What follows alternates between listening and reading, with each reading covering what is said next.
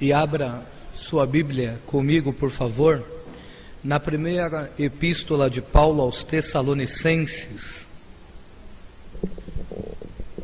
Primeira epístola de Paulo aos Tessalonicenses, capítulo de número 2, do verso de número 13 ao verso de número 20. Palavra do Senhor, primeira epístola de Paulo aos Tessalonicenses, capítulo de número 2, do verso de número 13 ao verso de número 20. Hoje é dia 9/4/2013 e nós estamos aqui para aquele que é o nosso terceiro encontro, o terceiro estudo nas cartas de Paulo aos Tessalonicenses. Me acompanhe visualmente, por favor, no texto sagrado. Diz assim, palavra de Deus: pelo que também damos sem cessar graças a Deus, pois havendo recebido de nós a palavra da pregação de Deus, a recebestes, não como palavra de homens, mas, segundo é na verdade, como palavra de Deus, a qual também opera em vós os que crestes. Porque vós, irmãos, haveis sido feitos imitadores das igrejas de Deus que na Judéia estão em Cristo Jesus. Porquanto também padecestes de vossos próprios concidadãos, o mesmo que os judeus lhes fizeram a eles, os quais também mataram o Senhor Jesus e os seus próprios profetas, e nos têm perseguido, e não agradam a Deus, e são contrários a todos os homens, e nos impedem de pregar aos gentios as palavras da salvação, a fim de encherem sempre a medida de seus pecados. Mas a ira de Deus caiu sobre eles até ao fim. Nós, porém, irmãos, sendo privados de vós por um momento de tempo, de vista, mas não do coração, tanto mais procuramos com grande desejo ver o vosso rosto, pelo que bem quisemos uma vez e outra vez e ter convosco, pelo menos eu, Paulo, mas Satanás nolo impediu. Porque qual é a nossa esperança, ou gozo, ou coroa de glória? Porventura não o sois vós também diante do nosso Senhor Jesus Cristo em sua vinda? Na verdade, vós sois a nossa glória e gozo. Curve sua cabeça, por favor, feche os seus olhos e ore comigo. Senhor, obrigado. Obrigado por esse texto sagrado. E como desde o primeiro encontro nessa epístola, precisamos de que o Senhor nos conduza, Senhor, diante dessas reflexões. Que o Senhor possa fazer com que nos alimentamos nesta noite e que essa alimentação seja saudável, seja produtiva, seja para o nosso crescimento, seja com cada um de nós nesta noite. Ajuda-nos nas aplicações, Senhor, ajuda-nos a colocar em prática tudo o que estamos aprendendo para a glória do Senhor. Amém. Os irmãos podem sentar.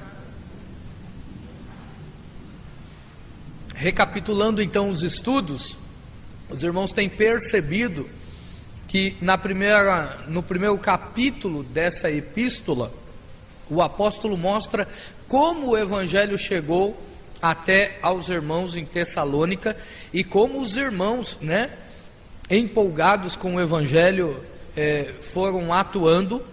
No capítulo de número 2 aqui, ele vem mostrando a sua participação no crescimento efetivo da igreja lá em Tessalônica.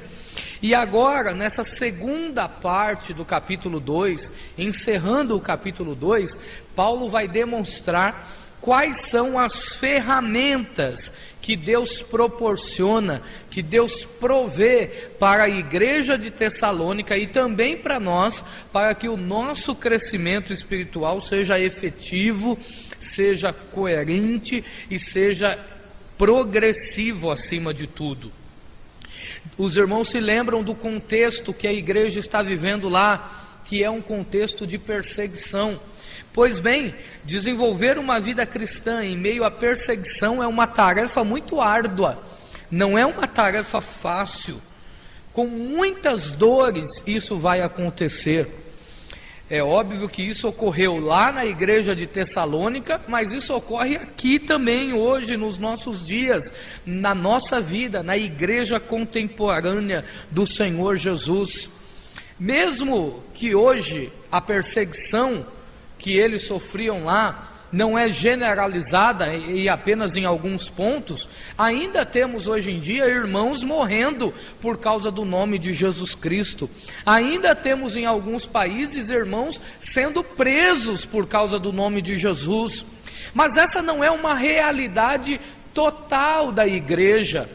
A perseguição, em muitas vezes, não é a mesma que ocorreu na vida dos irmãos lá em Tessalônica.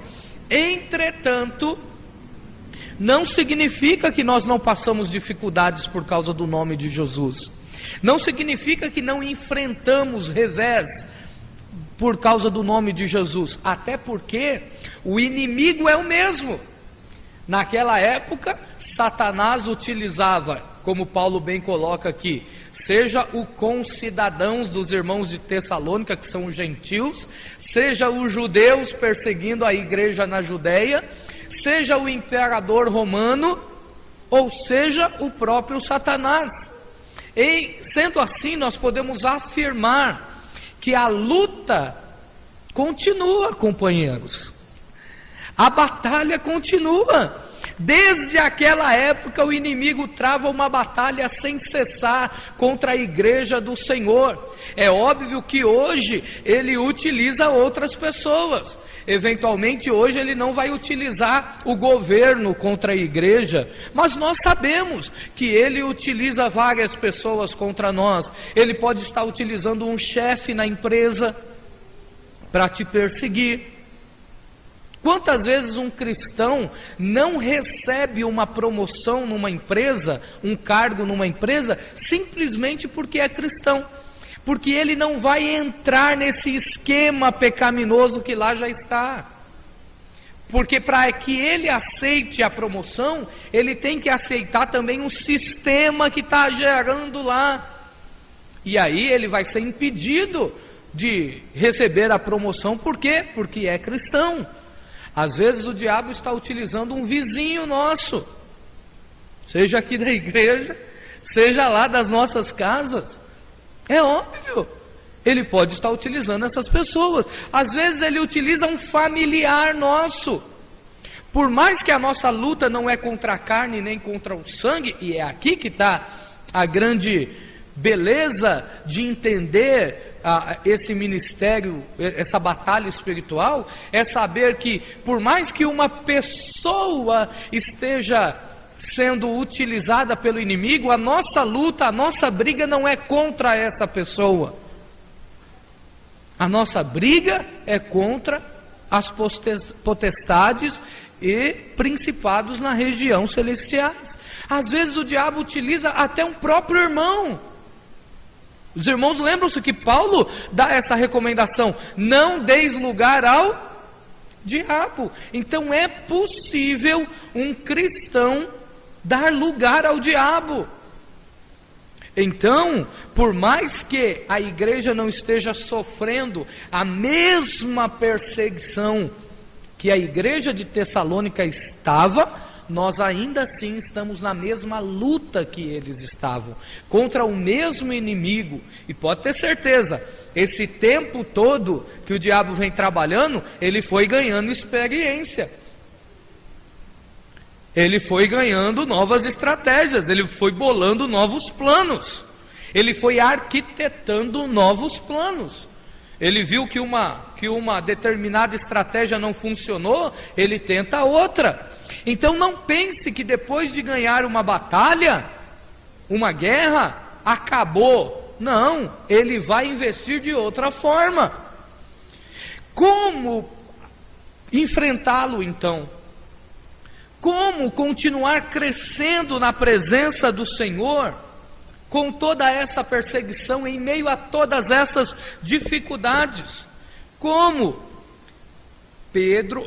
Paulo expõe aqui que a igreja de Tessalônica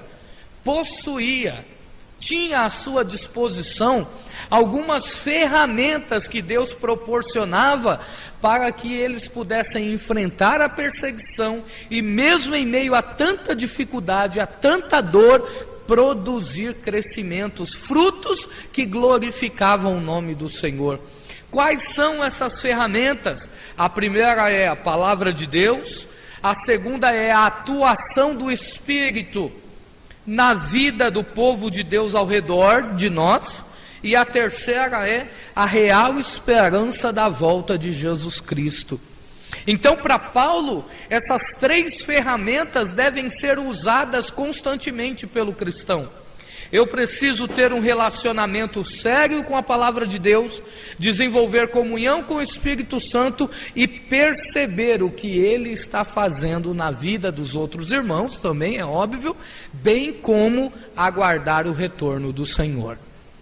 Vamos lá então, vamos olhar essa primeira ferramenta que Paulo diz que está à disposição da igreja para que a igreja possa vencer essa batalha e, mesmo em meio à batalha, desenvolver crescimento espiritual. Olhem o verso de número 13. Nesse único verso, Paulo demonstra 3 comportamentos importantes acerca da palavra de Deus. Olhem só o que ele diz: pelo que também damos sem cessar graças a Deus, pois havendo recebido, se você tiver uma caneta, se você tiver um marca-texto, grifem esse verbo aí, tá bom? Recebido. Havendo recebido de nós a palavra da pregação de Deus, a recebestes, grifa de novo esse mesmo verbo, não como palavra de homens, mas segundo é, na verdade, como palavra de Deus, a qual também opera em vós os que crestes.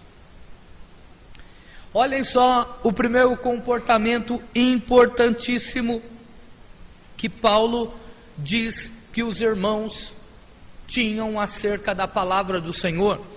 Eles receberam a palavra. Esse verbo aparece duas vezes, e na primeira vez que aparece, aí no versículo de número 13, recebido, Paulo quer indicar que os irmãos apreciavam a palavra de Deus. Os irmãos ouviam a palavra de Deus com atenção. Os tessalonicenses eram um povo que dava ouvidos ao que Paulo pregava. Dava à palavra de Deus uma prioridade em sua vida, de uma forma magnífica. Eles estudavam a palavra do Senhor, ficavam atentos ao que Deus estava falando a eles. Um dos termômetros que podemos medir a nossa vida espiritual é exatamente a atenção que damos à palavra de Deus. Quanto mais longe estamos da palavra de Deus, mais longe de Deus podemos afirmar que estamos. Paulo está indicando aqui que a palavra de Deus é para a nossa vida, assim como o alimento é para a nossa carne. Os irmãos já tentaram passar um dia todo sem comer nada?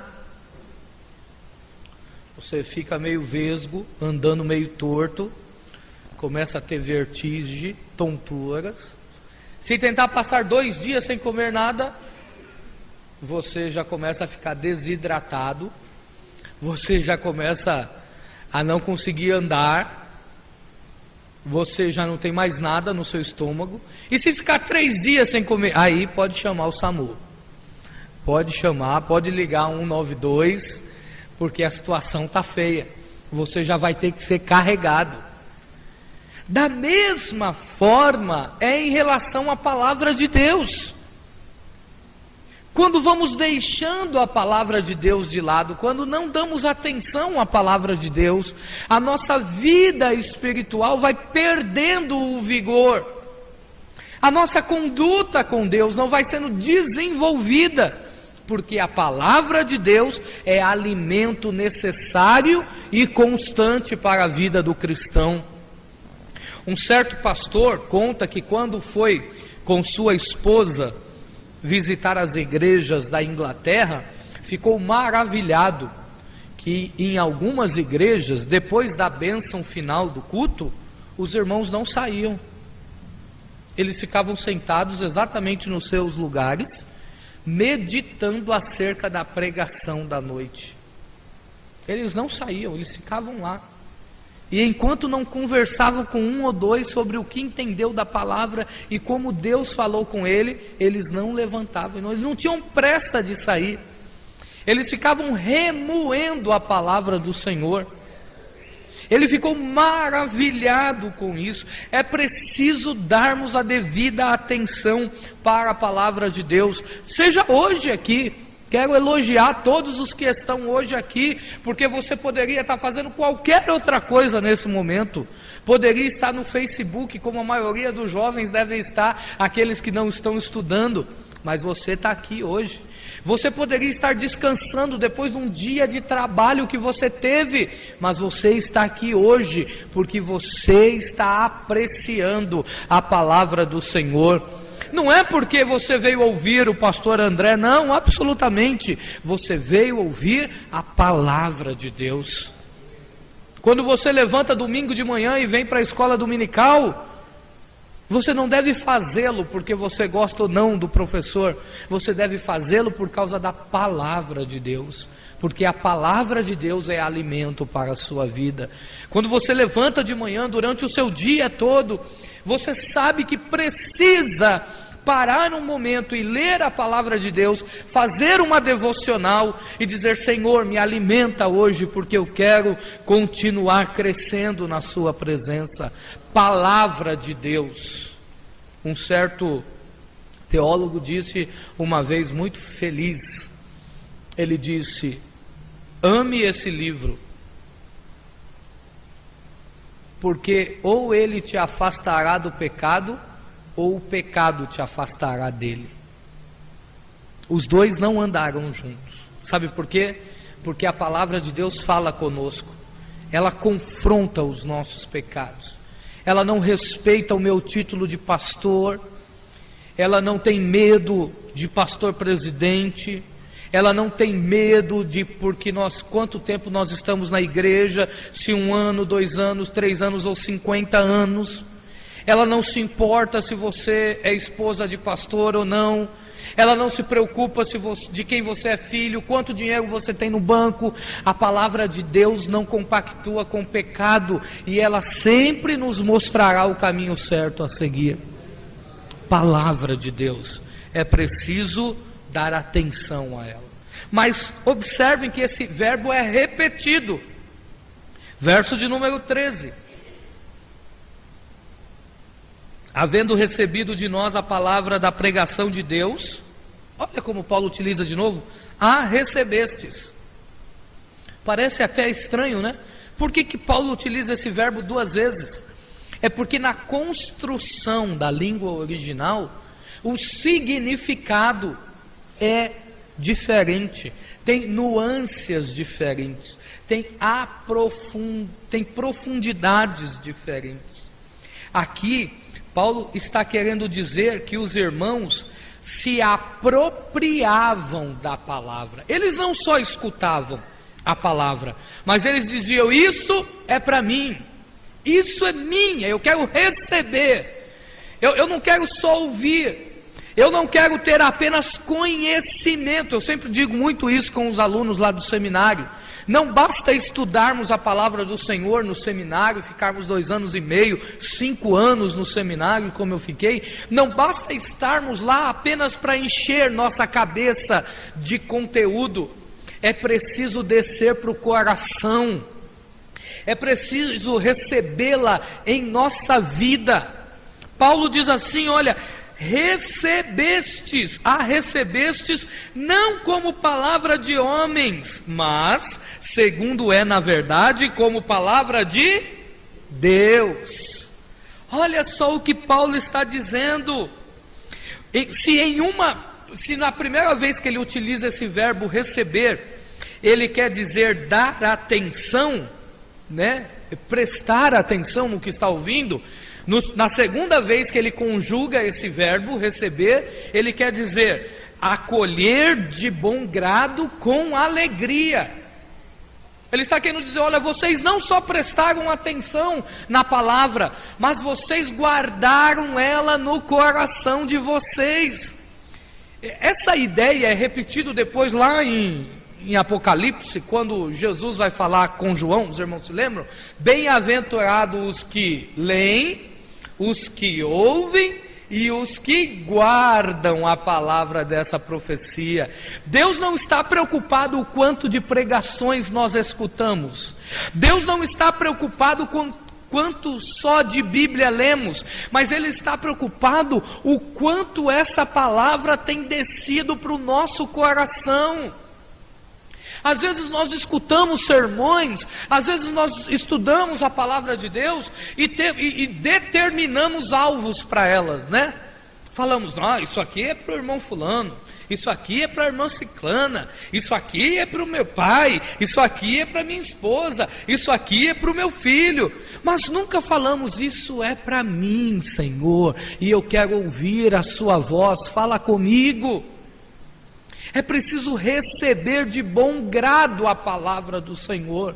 Note que Paulo está lidando na primeira oportunidade, quando ele fala na primeira conjugação do verbo, está lidando com um lado intelectual humano, mas na segunda vez ele está lidando com a emoção humana.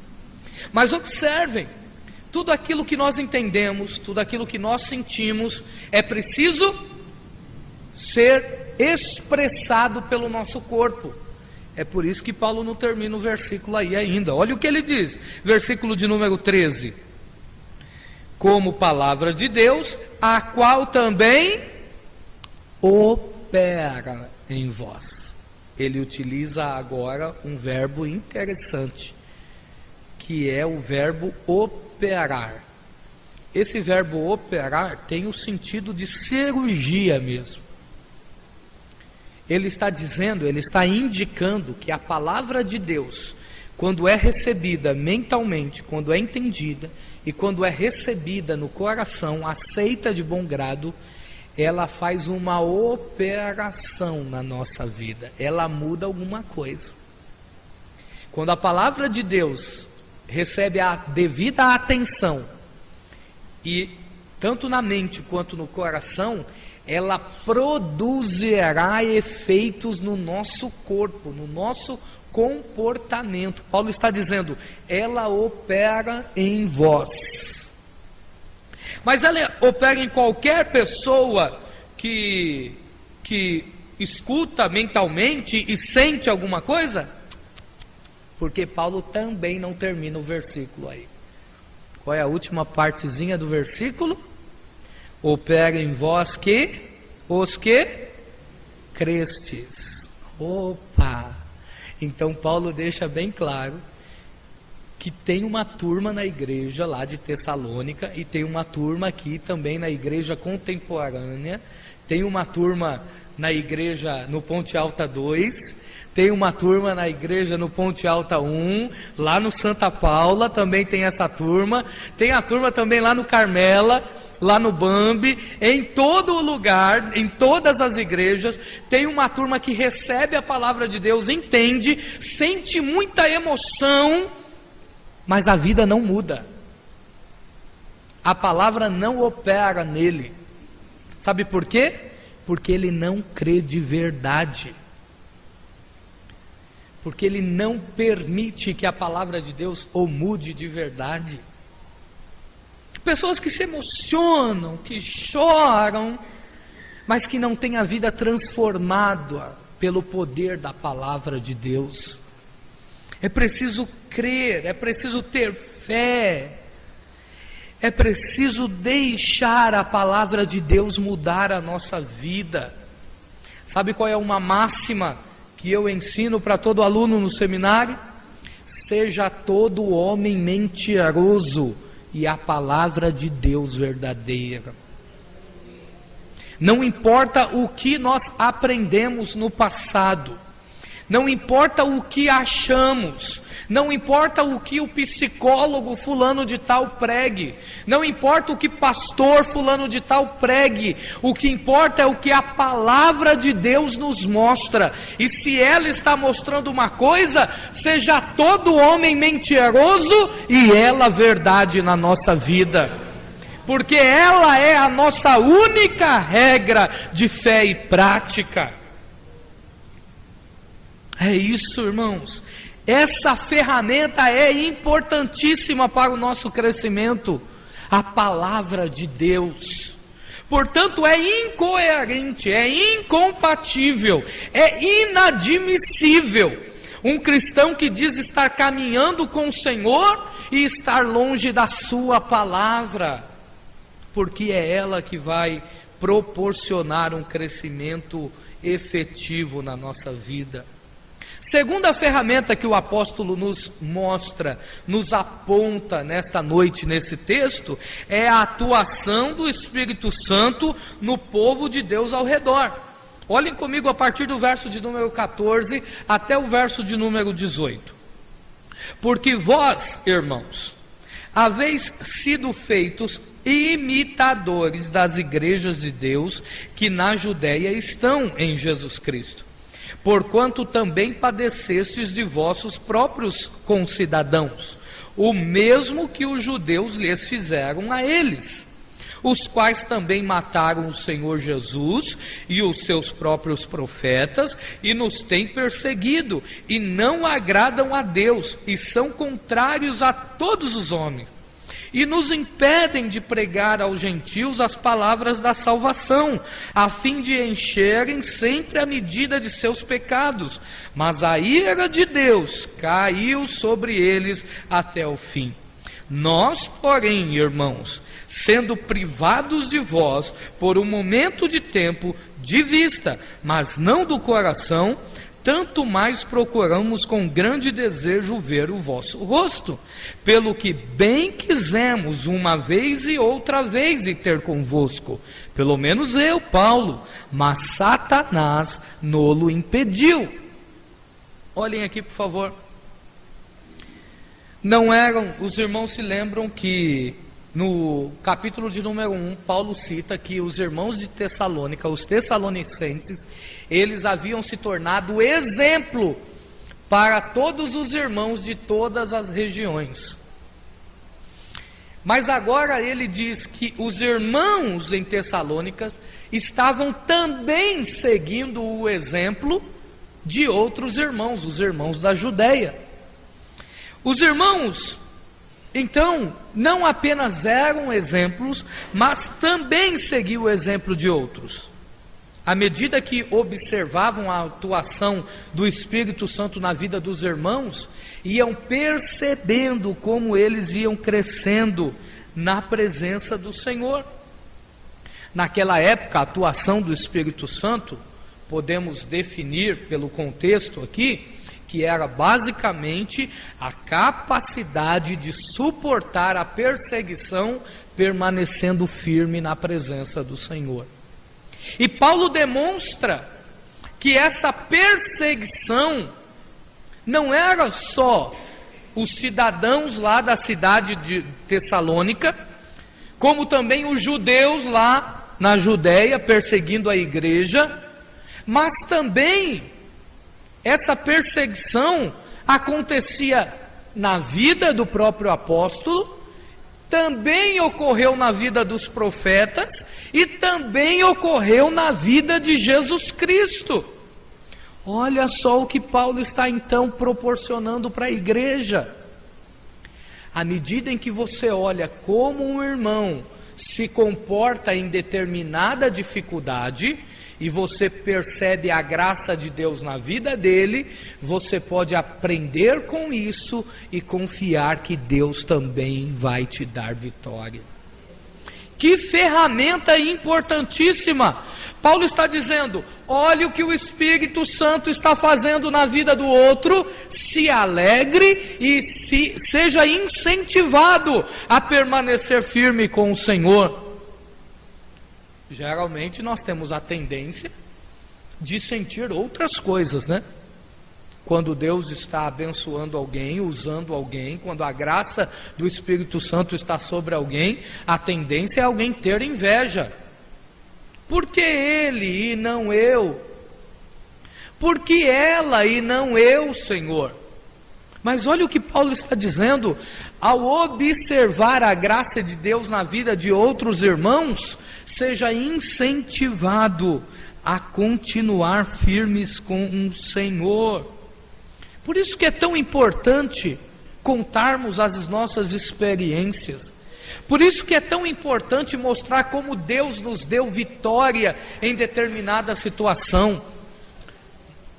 No início desse culto, nós oramos pela Camila, filha do nosso irmão Paulo.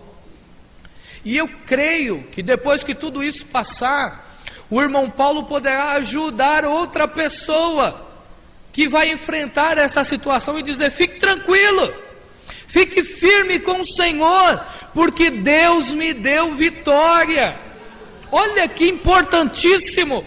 Às vezes, os jovens que aqui estão nesta noite, como vale a pena vocês se aproximarem de alguém mais maduro, de alguém com mais anos de caminhada, e ouvir as experiências da vida cristã, porque essa estrada que vocês estão passando, muitos de nós aqui já trilhamos, e sabemos como enfrentar.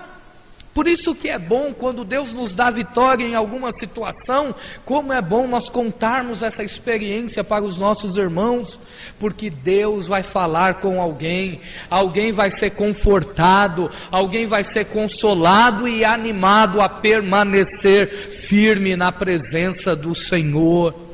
Está passando por dificuldade no seu casamento? Permaneça firme, Deus lhe dará vitória, e depois que Ele lhe der vitória, você poderá aconselhar outros casais para a glória do nome do Senhor. Está passando dificuldade lá no serviço com algum chefe que não é cristão? Continue firme na presença do Senhor, orando por ele e intercedendo por ele, porque depois que Deus lhe der vitória, você poderá contribuir com a vida de algum outro irmão. É assim, irmãos, a cada dificuldade que enfrentamos, é preciso deixar a graça do Espírito Santo atuar em nós, porque atuando em nós, Ele está edificando outras pessoas. Às vezes eu vejo o esforço dos irmãos, famílias que vêm ter a pé de lugares longes com seus filhos, pessoas que não perdem culto com seus filhos pequenos. E eu fico vendo todo esse esforço, eu fico orando, dizendo: Senhor, continue derramando a sua graça, porque isso é um incentivo para outros irmãos. Às vezes as pessoas colocam tanto impedimento para vir para os cultos adorar a Deus. Eu não vou por causa do meu filho, eu não vou por causa da minha filha, eu não vou porque chego tarde. Quantos dos irmãos aqui vieram direto do serviço? Quantos dos irmãos mal jantaram nesta noite e está aqui? Continue firmes com o Senhor. A vida de vocês é testemunho vivo para outros, porque Deus quer isso em nossa vida. Então, quando você vê alguém sendo usado por Deus, alguém com ânimo para fazer a obra de Deus, mesmo diante de todas as dificuldades, se anime. Não sinta inveja, não fique criticando, só porque só Deus sabe exatamente as dificuldades da pessoa, exatamente o que ele tem passado, o que ela tem passado para fazer aquilo que está fazendo, para ser aquilo que é. porque essa é a vontade de Deus. E por fim, Paulo propõe que uma outra ferramenta importantíssima para a igreja em momentos difíceis é a real esperança de que Jesus vem. Olha o verso de número 19 e o verso de número 20, por favor. Porque qual é a nossa esperança, ou gozo, ou coroa de glória? Que pergunta interessante, né? Só essa pergunta aqui já é desafiadora para nós. Eu quero desafiar você nesta noite a refletir sobre a seguinte pergunta: Jesus pode voltar agora para você?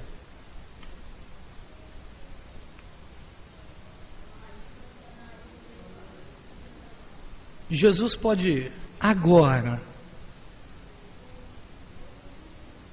levar a sua alma para a eternidade? Aleluia! Qual é a sua glória? Qual é a nossa expectativa, a nossa esperança? Que pergunta desafiadora, né? Quando eu estava preparando esse sermão, eu fiquei pensando na Brenda que está para nascer.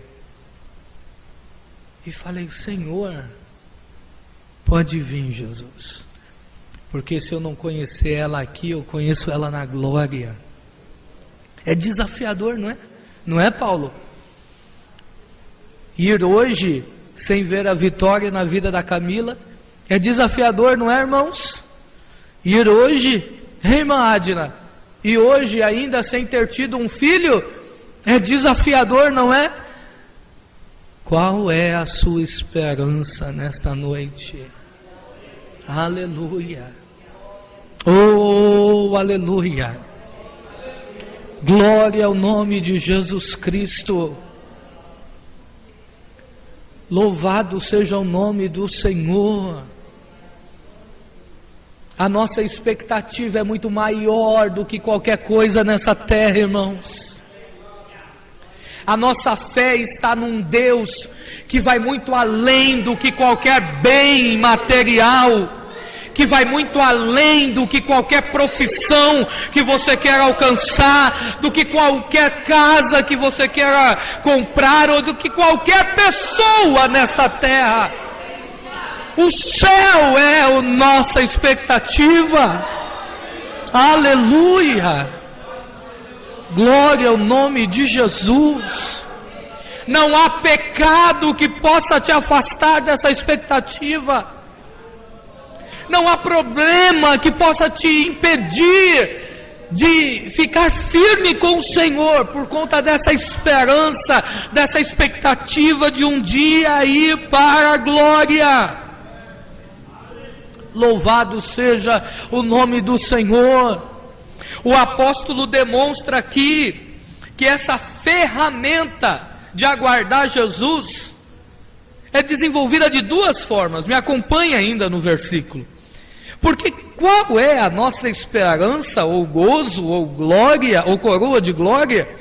Porventura não sois vós também diante do nosso Senhor Jesus Cristo e da sua vinda? Olha o que Paulo está dizendo. A minha coroa e a minha glória, Paulo dizendo, é a vinda de Cristo e o crescimento de vocês, a vida de vocês. Porque olhem o verso de número 20. Na verdade, vós sois a nossa glória e gozo. O apóstolo diz que os irmãos eram sua coroa, sabe por quê? Porque Paulo entende que enquanto Cristo não vem, ele precisa influenciar positivamente o crescimento daqueles que Deus colocou à sua volta. Nesse momento, uma pergunta a mais é importante: Como tem sido a influência que você tem exercido na vida dos irmãos que Deus tem te proporcionado? Qual tem sido a sua alegria? Qual tem sido a sua proposta? Qual tem sido a sua esperança em relação a esse irmão que está aí do seu lado, em relação à igreja que está aqui, em relação às pessoas que Deus colocou? Nem sempre as pessoas vão crescer como você vai crescer. Nem sempre as pessoas vão desenvolver alguns dons como você vai desenvolver. Algumas pessoas têm algumas habilidades e outras não. Independente disso, Deus te chamou para influenciar vidas. E Ele quer que, se hoje for o dia de você ir para a glória, as pessoas possam dizer de você e de mim: Ele me influenciou positivamente. Vamos em pé? Deus não te chamou para influenciar as pessoas com nada além, nada dessa terra, que não seja a busca por um crescimento espiritual. Deus não te chamou para influenciar, para inflamar brigas, para promover discussões. Deus não te chamou para fazer fofoca ou nenhuma outra coisa. Deus te chamou para influenciar as pessoas positivamente para a glória do nome de Jesus. Vamos orar? Graças a Deus.